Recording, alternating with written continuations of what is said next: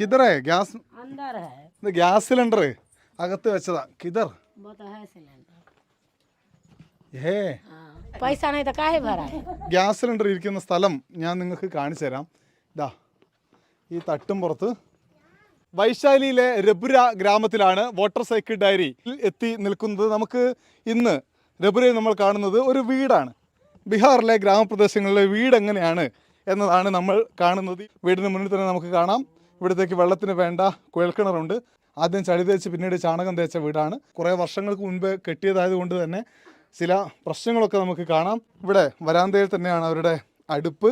നിലം ചാണകം കൊണ്ട് തേച്ച് മിനുക്കിയതാണ്. ഈ വീട്ടിൽ 2 കട്ടിൽ കാണാം.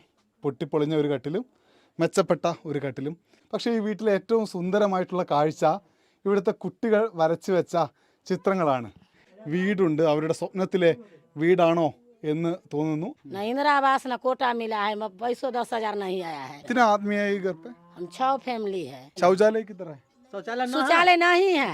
जंगल में गया था वो साफे कर लिया। കാട്ടിൽ പോകും ഞങ്ങൾ എന്നാണ് അവർ പറയുന്നത്. കക്കൂസില്ല, താമസിക്കാനുള്ള വീട് ഇതാണ്, ഞങ്ങൾക്കൊന്നും കിട്ടുന്നില്ല, ഗ്യാസ് നിറയ്ക്കാൻ പണമില്ല എന്ന് പറയുന്നുണ്ട് രബുരയിലെ ഗ്രാമത്തിൽ ജീവിക്കുന്ന ആളുകൾ.